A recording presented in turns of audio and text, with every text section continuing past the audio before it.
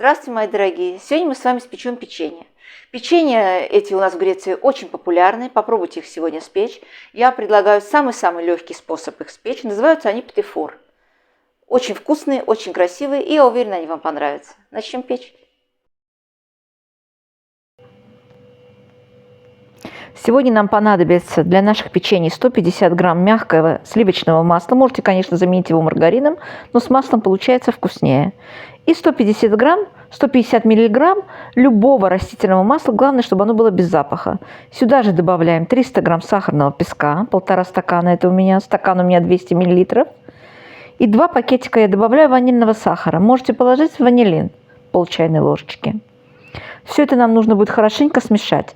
Сегодня печенье у меня будут без миксера. Я вам показываю легкий способ. Но все это вы можете взбить и миксером. Кому как удобнее. Я вам сегодня показываю без миксера. И вот нам нужно это все хорошенечко смешать. Получается вот такая у нас белая смесь. Подсаливаем, щепоточка соли. Добавляем цедру от 1 лимона. Можете добавить цедру от апельсина, разницы нету. Сюда же добавляем 3 столовые ложки кукурузного крахмала. За счет кукурузного крахмала печенье получается очень рассыпчатые.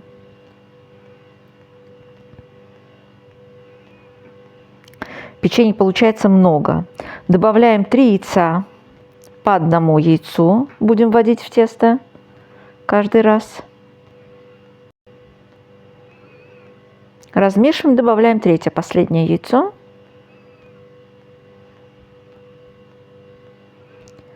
Одна чайная ложечка разрыхлителя. Или же положите пол чайной ложечки соды. И начинаем добавлять муку. Муки у меня уходит приблизительно 700 грамм.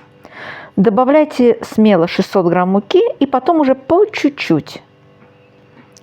В каждом регионе своя мука, свое качество муки, и вы уже знаете, какая у вас мука. Тесто получается вот такое мягкое. Оно очень мягкое, но хорошо держит форму. У меня сегодня ушло ровно 700 грамм. Мука у меня самая простая. Противень застилаем бумагой. Духовку тут же включаем разогреваться на 180 градусов. И берем приблизительно 30 грамм от теста. Приблизительно, конечно, делаем вот такую колбаску. Надрезы, 4 надреза ножиком острым, и переносим на противень. Конечно, стараемся сделать приблизительно одинаковые колбаски. Можете использовать весы, можете делать на глаз. Получается приблизительно 78 печений у нас. 2 противня. Вот так у меня получается первый противень. Я его отправляю выпекаться. Выпекаю приблизительно 13-15 минут. Вот до такого состояния. Не пересушиваем. И нам понадобится абрикосовый джем, абрикосовое повидло. Что хотите. Но не варенье. Приблизительно где-то почти чайная ложечка джема. Смазываем печенье. И будем накрывать его вторым печеньем. Придавливаем чуть-чуть. И оставляем, чтобы они у нас стабилизировались. Немножко постояли. То же самое проделываем со всеми печеньями. Пока у нас выпекается сейчас второй противень. Печенье остывает очень быстро, поэтому я сразу делаю первый противень, вам показываю. Накрываем второй половинкой и оставляем. Чуть-чуть придавливаем. Вот столько печенья у меня получилось с первого противня. И уже готов и второй противень у меня. Все наши печенья уже готовы. Получается достаточно много. Печенье, посмотрите, какие они внутри. Рассыпчатые, мягкие и очень-очень хорошо хранятся.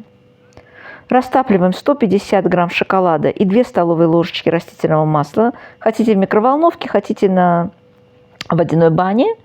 Окунаем их вот в такие у меня крупинки шоколадные. Или же в кокосовый орех. Можете никуда не окунать. Просто даже в шоколад можете окунуть и все. Получается точно так же вкусно. Но просто сегодня я вам показываю именно так, как делают их у нас. С кокосовым орехом тоже получается и вкусно, и красиво. Все печенья у нас уже готовы. Оставляем, чтобы немножко шоколад схватился, и все. Пробуем, мои дорогие. Очень вкусно и очень красиво. Всем приятного аппетита. До новых встреч. Пока-пока.